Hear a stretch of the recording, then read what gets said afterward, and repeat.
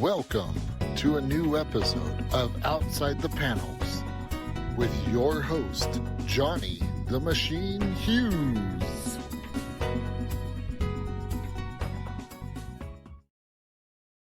Welcome to an episode of Outside the Panels. I'm your host, Johnny the Machine Hughes, and as you know by now, I like my comics, independent, big two, Kickstarters. Just give me some new comics. That's all I'm talking about. So, with that in mind, let me introduce you to get my teeth in. Tonight's guest. It is the one and only Brendan Albetski. Brendan, how's it going? Doing good, Johnny. How are you? I'm all right, man. I'm all right. How'd I do with the surname? Oh, perfect. Yeah, first try and everything. Hey, I am notorious for getting surnames wrong. Really? Well, you can put one in your positive column today. You got it right. Let me tick that. Ooh, yeah, excellent. Brendan, you're here to talk to us about your book. What's it called? What's it about? The book is called Maru Destroy the Moon. As you can see, I've got all my backdrops and books behind me. I've actually got a copy of the book, and you can see right there, it's about a ferocious warrior in a fantasy world whose one goal in life is to blow up the moon for reasons that are being explored in the book. Yeah. Seems a bit harsh. It's like, you know, yeah, it's not know what's going to happen to the gravity and the tides if she destroys the moon. You know, she doesn't really care, and I don't think she's really thought it through at this point. You know, that's the kind of thing that'll come up later. But not a beach person. Let me make a note. Not a beach person. That's funny. I did a beach special recently for just kind of for the first day of summer, and I wanted to do something a little wacky. And I'm like, this is the dumbest thing I've ever done. It's fun though. It's on my GlobalComix page. It's my latest release. It's just one like big poster print of the whole cast on going to the beach, which is something they would never do. All the heroes and villains moving together, bouncing beach balls around. It's not appropriate. I mean, did you see all the shop, don't you, when CW had Arrow and Flash every year? They do the promo where they do the big fight scene, and it's like some sort of fight club, and there'd like be all the heroes and all the villains would be there doing whatever it is they do, and you think, really? Can you not just like stick an arrow in him while he's there? So what was the inspiration then? What obviously we don't want to get into the details of why someone wants to blow up a moon, but what's the inspiration behind the story? What made you want to go kind of sci-fi, kind of fantasy, and merge the two together? I mean, well, the primary reason she wants to blow up the moon is for revenge, which there really isn't a better reason to blow up the moon. That's no moon. That might be a space station. It could be.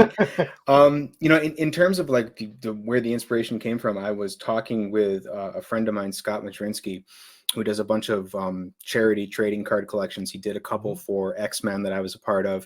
He's got one coming up for Teenage Mutant Ninja Turtles that I've got 5 cards in, which is really cool. Whoa. And all those are for donating to charitable organizations. This one for the TMNT is going to save the sea turtles, so that's pretty good. But we were talking about and this is early COVID, and we were talking about what's next, and I had just kind of tanked my latest comic project and decided it wasn't doing it for me anymore, and I wiped it off the face of the earth. And he said, what are you going to do now with comics? And I said, well, I'm thinking about doing a story where barbarians try to blow up the moon.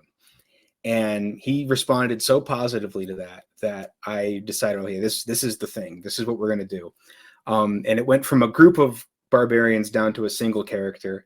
And then some of the themes, everything that I read and that I consume kind of leaches into things. I'm a huge sci-fi and fantasy fan, big Arnold Schwarzenegger fan. So, it's just kind of like a marriage between Conan the Barbarian and Total Recall in some ways. But also, I've been for the past couple of years, and just finished it recently, Gene Wolfe's Solar Cycle. All 9-10 books in that. I can't remember exactly how many. But I feel like that's a very similar sort of thing where it's sci-fi that's almost presented as fantasy in a way. And so that kind of thing has been very influential on me. So yeah, it's just my consumption of media and all the things that I think are cool and flipping them all around and putting them in a blender and then drawing them into a comic. It's very much my playground. Very good. I'm glad you invited us in. Yeah. Talking of Schwarzenegger, over the weekend, my review for the new Titan Comics Conan the Barbarian book dropped on Comic Crusaders, and that got me thinking. It's getting a lot of press. Everyone loves Conan, and I ended up watching, which I hadn't seen before, the Jason Momoa Conan movie. Oh, did you like it? Well, I'm not quite sure how I feel about it, to be honest. I mean, I suppose I like the first Conan, the very first Conan the Barbarian. That is the bee's knees. Yes. Conan the Destroyer. It's a little bit Terminator 2, isn't it? It's a little bit kid friendly. A little bit. You know what I'm saying? It's got a great theme song, though. I think the theme for that one is top notch. But everything else, a little bit. It's a bit kid friendly. So I think this one sits, the Jason Momoa one. I think it sits between 1 and 2. I think I'd probably put it a bit higher than 2 because there's some violence going on in that movie. Like I've only seen the Jason Momoa one the one time. I don't think it made a super huge impression on me, but I love the first one. I have a German Conan the Barbarian poster. You can't see it, but it's behind my monitor. Conan der Barbar, and it's a great poster. What's he called? Conan der Barbar. And I speak a little bit of German, but not too much. But the tagline, Ein Film wie ein Erdbeben, ein Mann wie ein Vulkan, which means a film like an earthquake, a man like a volcano. And it's got an alternate art painting on it that's very Frazetta. I don't think it's not an actual Frazetta. It's kind of a knockoff with Arnold. Yeah, cool. But it's very effective. I remember reading Spider-Man Wolverine, and he's on the back of Spider-Man's suit because he's wearing a costume where it says Die Spinner. And of course, me, complete moron, I read it as, why somebody put Kill Spider on the back? Well, what's that all about? And of course, it's the Spider. No, it's German. It's fine. Right. Okay. D Bart D, German for V Bart the. What? So, writer, creator, artist, the whole hog. Yep. You staple the books. Well, no, I don't staple the books. Although I'm actually my latest chapter. I'm kind of doing it as almost like the idea is to do it kind of like a vertical slice that I can print out as an ash can, give away on Free Comic Book Day to kind of get people interested in what's going on in the comic without having to read all of the chapters leading up to it. So those I will be stapling myself. But no, I work with a publisher out of Kentucky in the U.S. called Castaigne Publishing. They did the entire first run. We are actually talking about doing a second printing because they just got on Amazon. So there's going to be a Kindle version soon. And there's going to be a second pressing at some point. And then volume 2, hopefully sometime early in the next year when I finish writing it. Which process do you find? All right, it's a question in 2 parts, I guess. Which process, writing or art, do you find the most enjoyable? Oh, art, 100%. And which one do you hate? Like, oh my God, what next?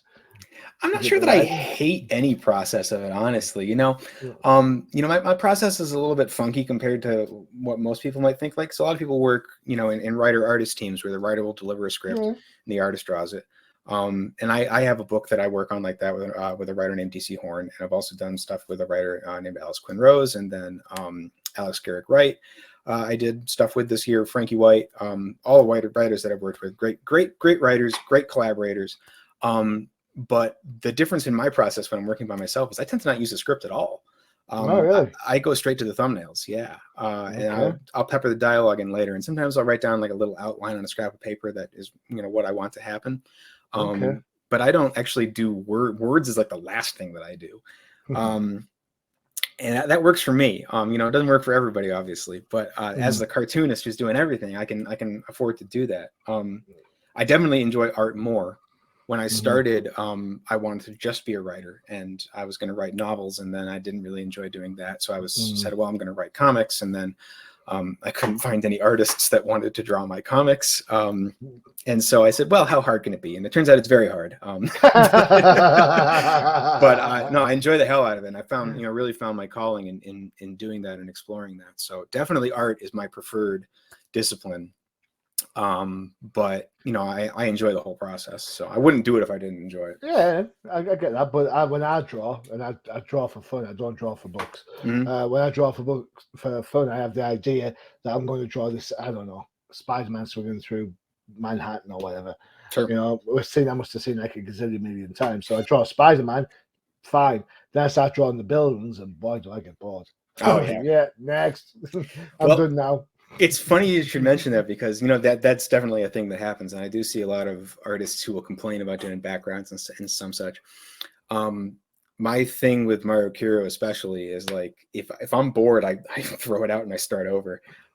I never want to be bored working on this book, because it's like this is my creator-owned stuff, and it's like it's my living resume, I call it. You know, this is how I when I pitch to other writers, I show them this and be like, this is what I do when I'm on my own, and you know, this is what we can do together. So I always want it to be fun and fresh for me. That way I'm like really always excited and happy to present it to everybody else and be like, look at this, read this. You know, I'm so friggin' excited about this that I want you to experience it with me. So yeah, I definitely, the hardest thing I ever did working on this comic in terms of like getting frustrated and running out of patience, is in chapter 4. There's a big splash page with an arena. And in the arena is a gigantic crowd, and there's probably, I don't know, 150, 200 figures in the crowd maybe. And I drew every single one of them. And it was like, I started the project, it took me a week to do it. And I have a very good friend in who's also a comic artist. His name is Zach Semantic. He makes a comic called Saga the Spaceman. It's real cool. You should check it out. It's about aliens. But I was talking to him as I was making this, and at first I started out, I said, I'm going to draw this huge crowd scene. It's going to be awesome, and I'm going to do this and that and that. And he's like, okay, yeah. And a couple days in, I was like, I hate this thing. I don't want to do it anymore. But I'm already halfway done, and now I have to finish. Yeah.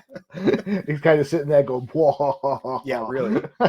Really. I suppose you get the best of both worlds, though, right, Brendan? Because you're artist and writer. So therefore, when you do work with a writer, you get a kind of like an inside scoop into their process. Sure.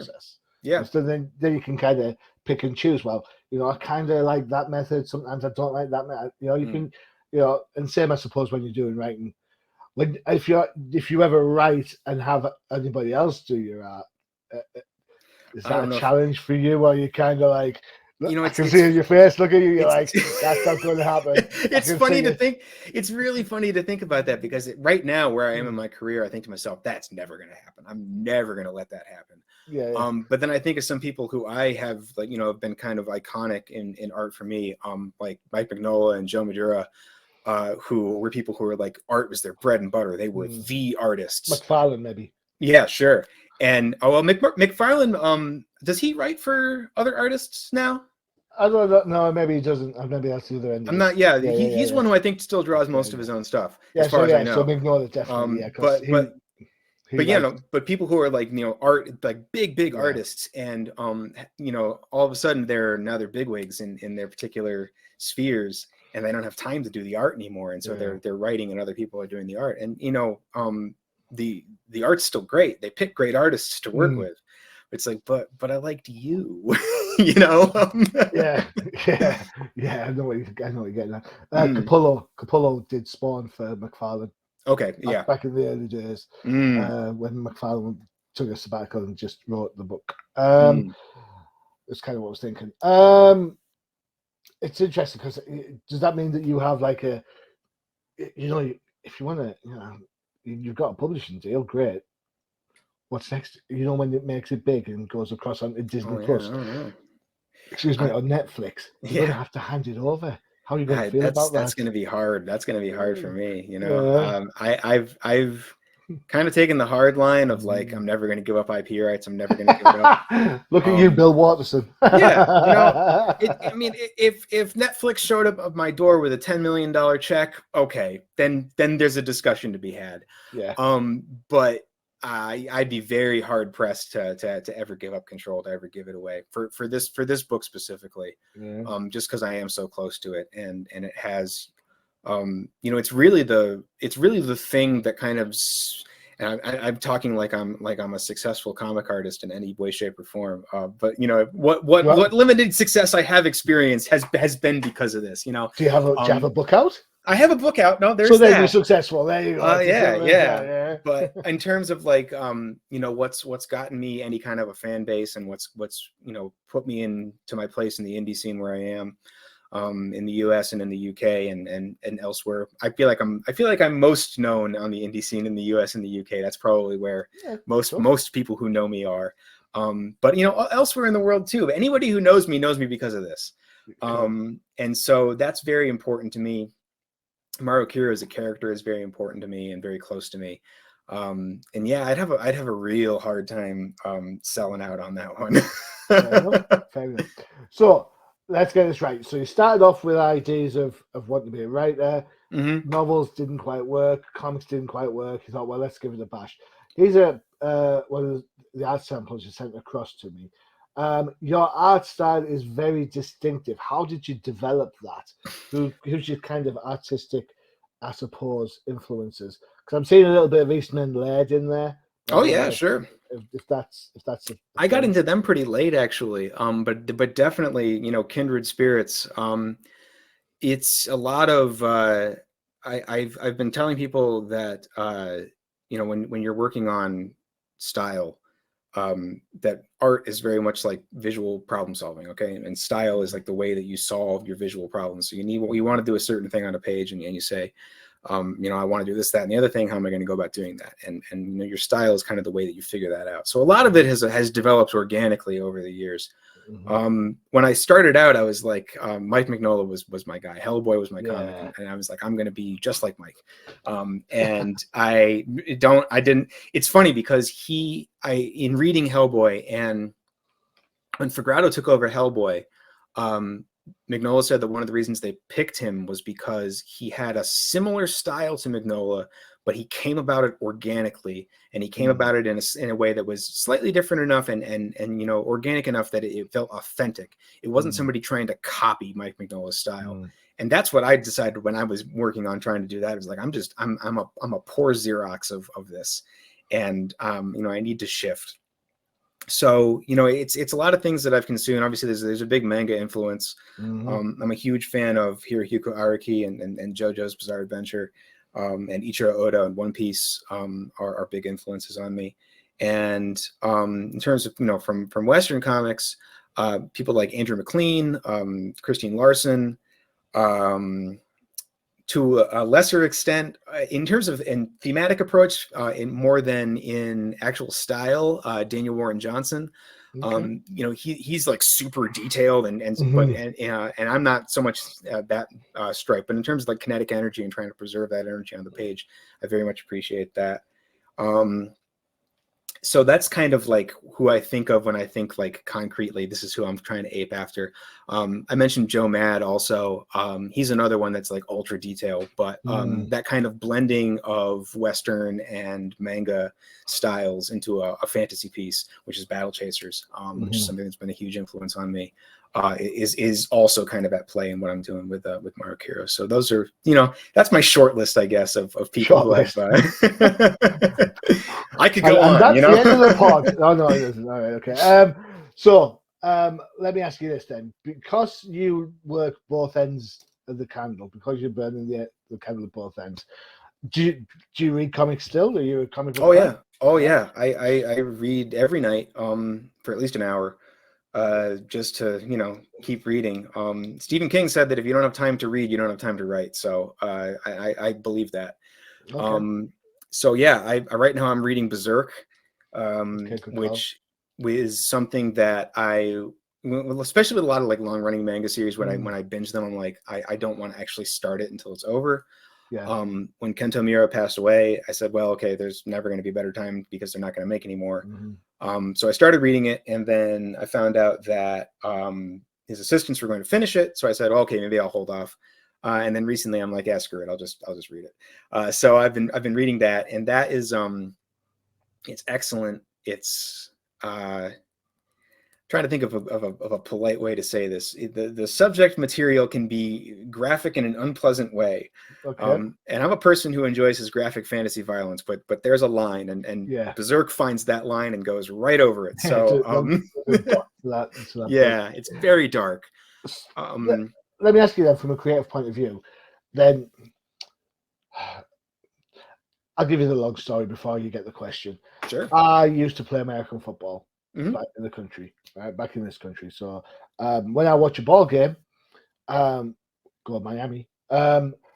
I don't just watch it. I kind of, you're watching it and I'm diagnosing it in my head. Mm-hmm.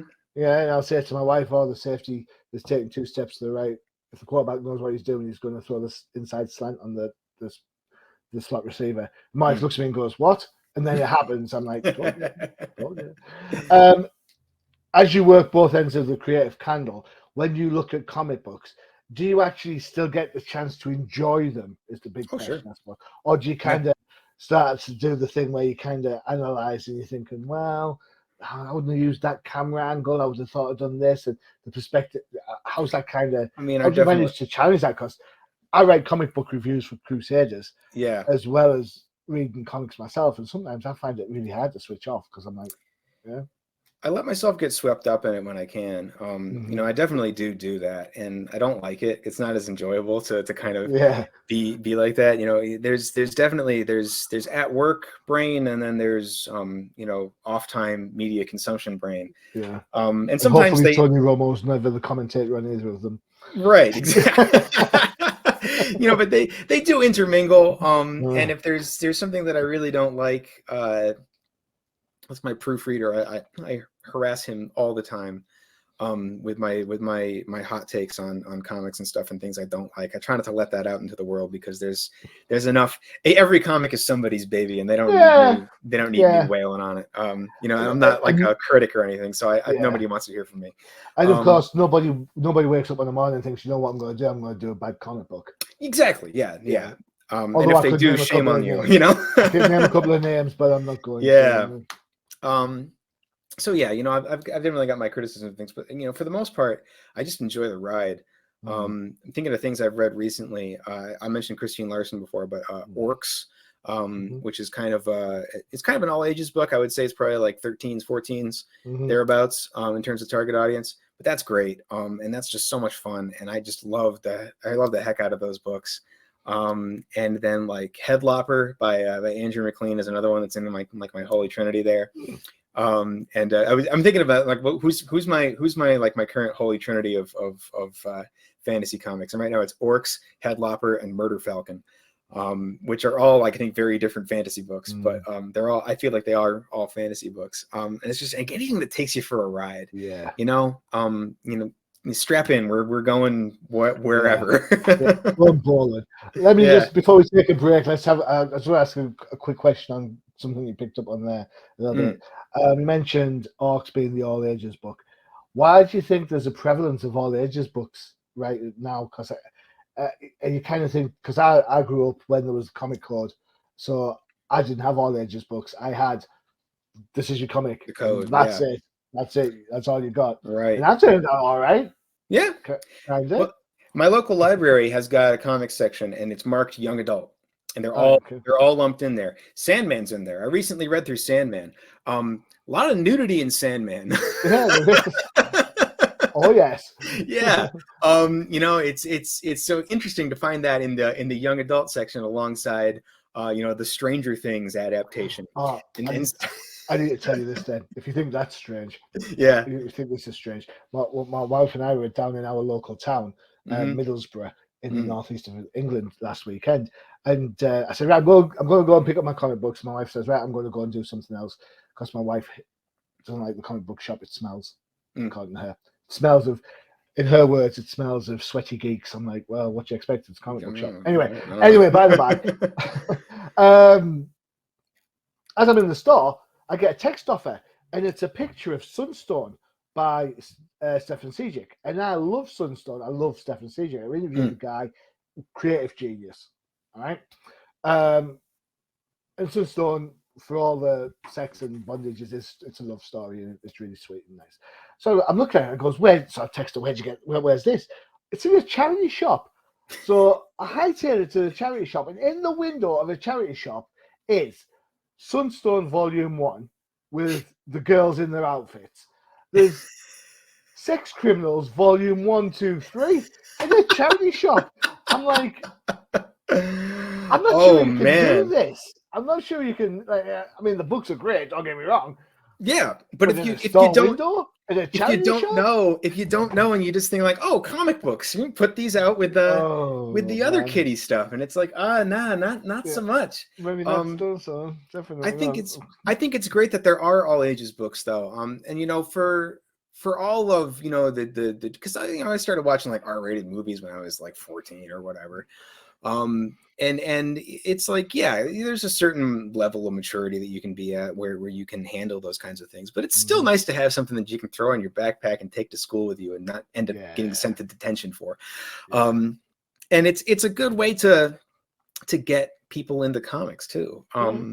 Because it's just I want to have something that I can show the nieces and nephews and whatnot. And this is a big. I think this is a big problem for the comic book industry. I can count on two fingers the amount of times I've seen kids in comic book shops over the last 12 months.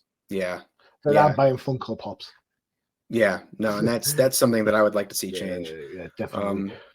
Yeah, definitely. Because children are the future. And not sure even just in an idealistic sense. Somebody needs to buy the comic books. I've heard that in a song somewhere. I'm sure I've heard that in a song. I think if you treat them well, they'll help us lead the way. Well, yeah. And I didn't when I made Maru, I didn't really go out to make an all ages book, and I'm not really sure I would classify it as all ages. It's pretty violent, I think, for what it is, even if it is kind of a cartoonish, stylized sort of thing. But there's and that was going to be my question, because your art is it's got that kind of early, as I said, Eastman Laird type style, that kind of cartoony, bold lines. There's nothing massively accentuated. It is there's a lot of what's the word I'm looking for? Pace, energy to the art. There's a lot of movement and it's kinetic. But out and out, oh my God, would I show my kids? I'd probably show my kids because it looks like a cartoon book, and kids like cartoons. That's how if that's what you're aiming for, then yay. If that's what you're aiming for, I'm sorry I've insulted you. It's like and Eastman and Laird is a really good example, because they were similarly in that kind of a more cartoonier style that people can see of as being kid friendly, but they did a lot of blood and guts violence in TMNT. Well, and the book got banned. It got banned over here. The cartoon show, as kid friendly as it was, couldn't be called Ninja Turtles because the censorship said no. It got changed to Teenage Mutant Hero Turtles. That was a UK thing, right? That wasn't. Yeah, okay. Because I've heard of that. Yeah, so there you go. Yeah, that's very interesting. That's funny. I think they complained because Raphael has Sai.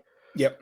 But Leonardo's swords were fine. He's got swords, yeah. And I think Michelangelo's nunchucks got in grief as well. Yeah.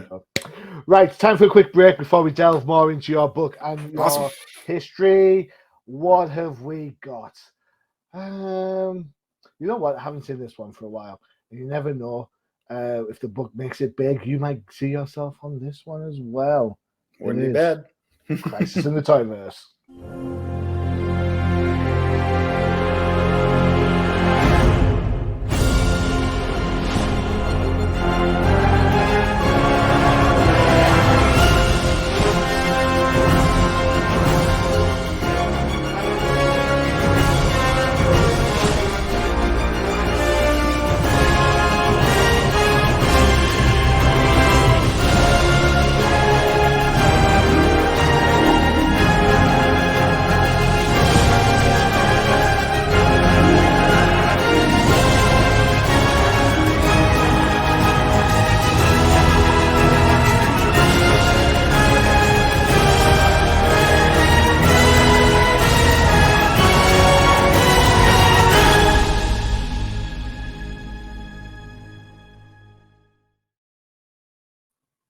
The Toyverse, the pod for all your figure news fans. Yes, he takes the figures out of the box. Scandalous. Deal with it. That's what I say.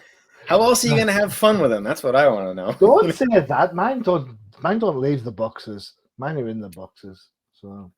Man, that's one of those things that I try to stay away from, because if once I start, I know I'm not be able to stop. You need to see my co-host on Old Timers, the professor. He's bought a couple of Marvel Legends Spider-Man figures. And Mm, every week he's like, I've got this one now and I've got that one. Honestly, I'm like, dude, what are you it's doing? dangerous. Yeah, it is. And they're expensive. Yeah. They're expensive. They look great though. Yeah. I've just bought the what did I buy? I bought a new Jessica Drew Spider-Woman. £25. What? Why did I spend £25 on one figure? Crazy. I remember Star Wars figures when they were £1.29. Wow. Now I'm showing my age massively. Right, let's have a look at some more art that we have.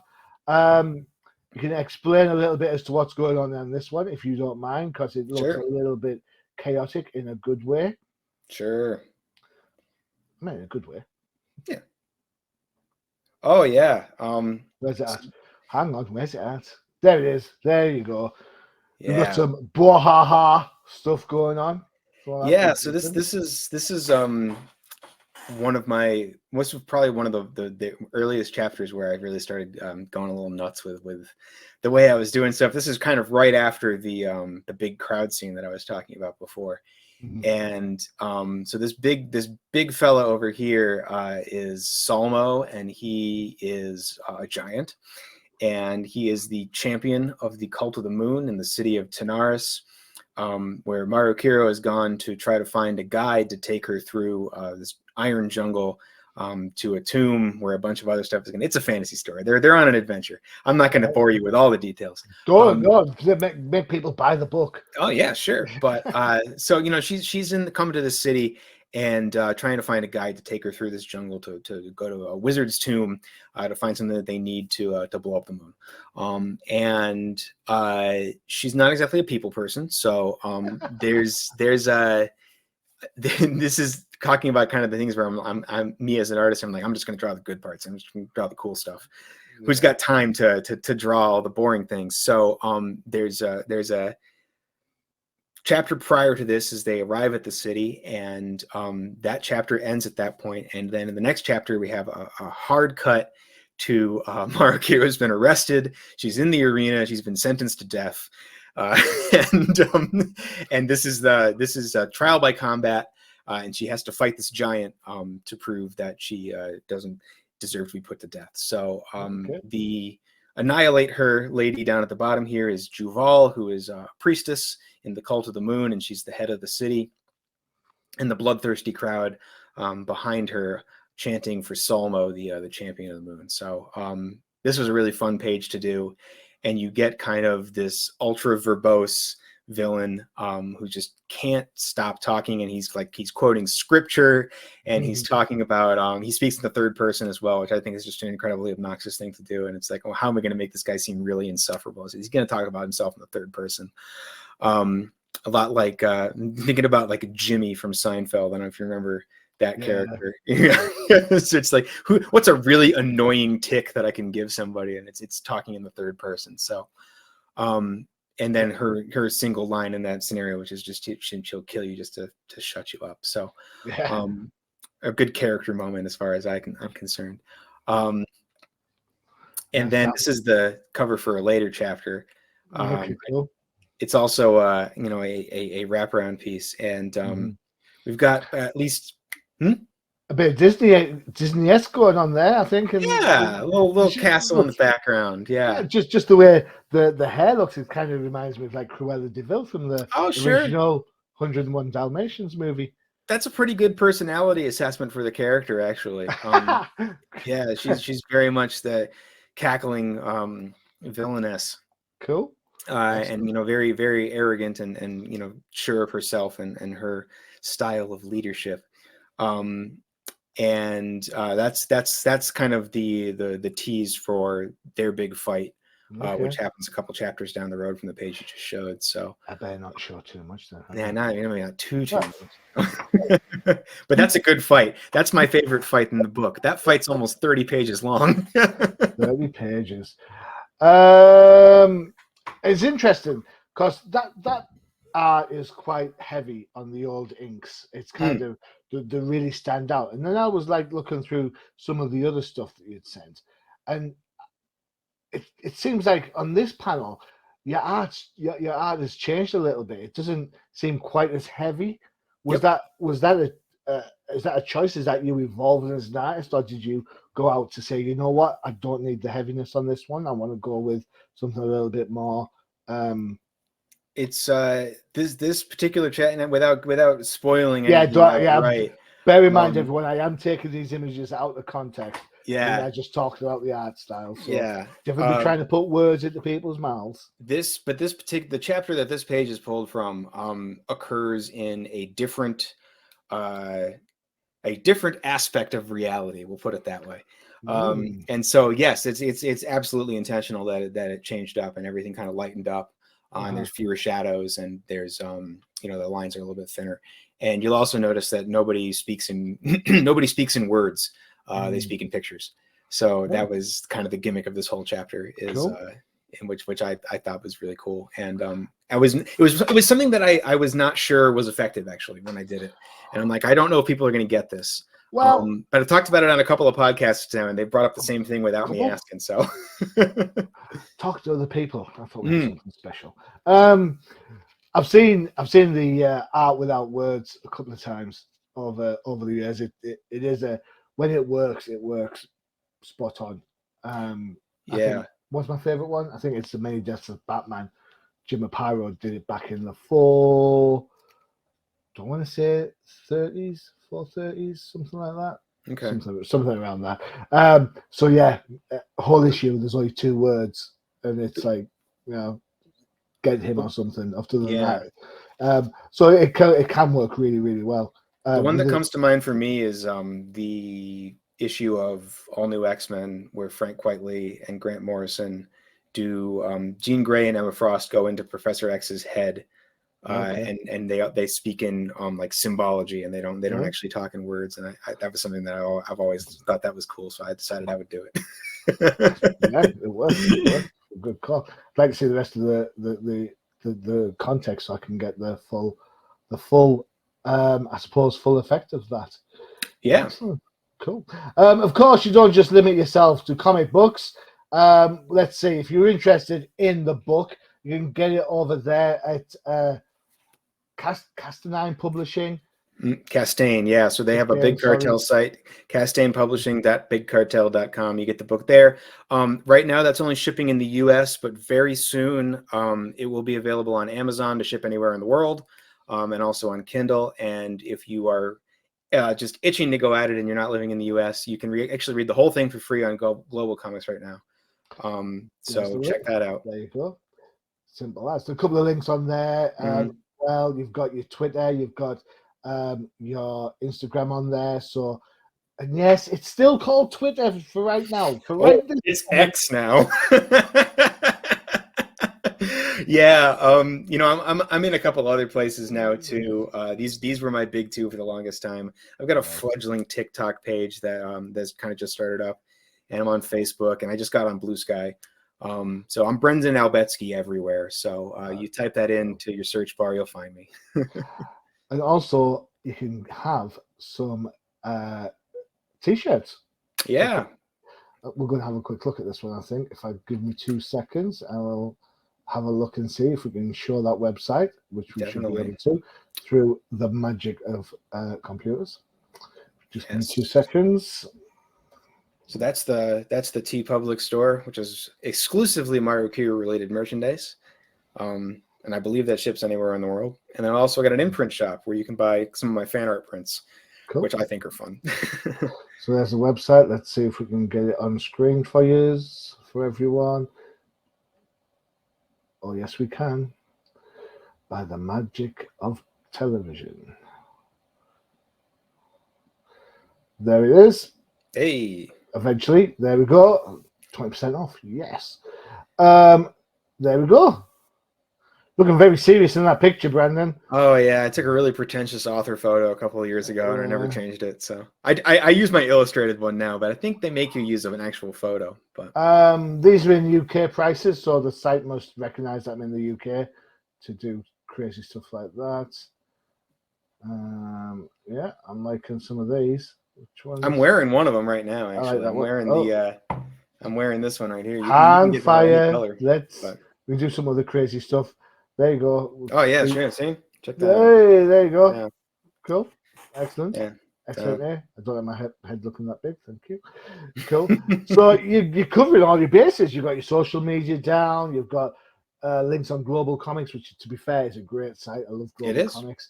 Yeah. You've got so people can buy the book, and now you've got merch as well. Brendan, I think you're doing the full court press, sir.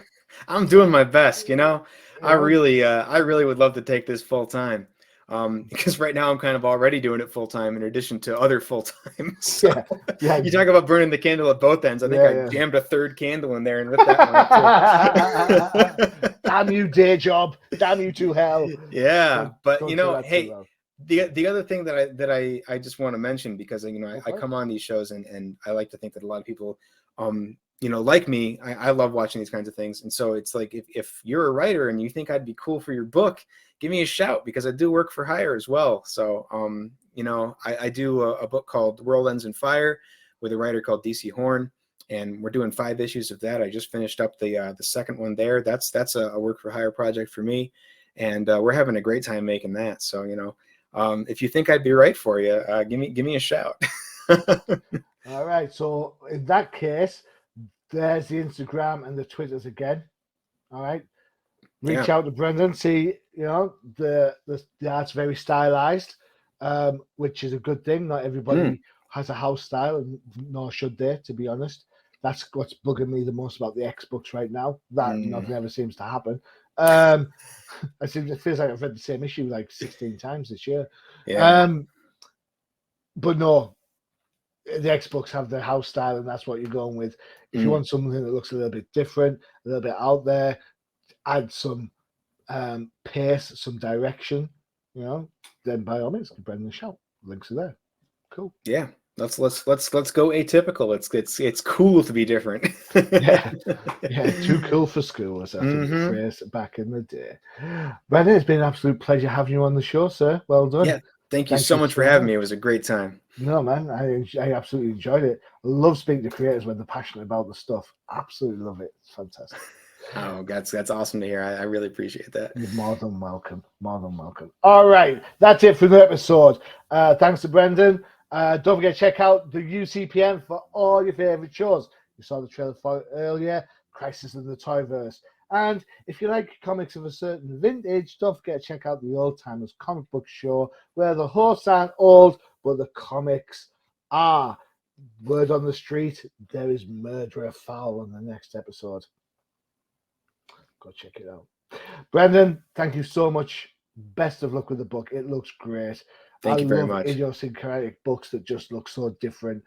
It looks full of energy, charm. Why wouldn't a barbarian want to blow up the moon? That's what we're here to find out. I've been your host, Johnny Machine Hughes, and as always, adios.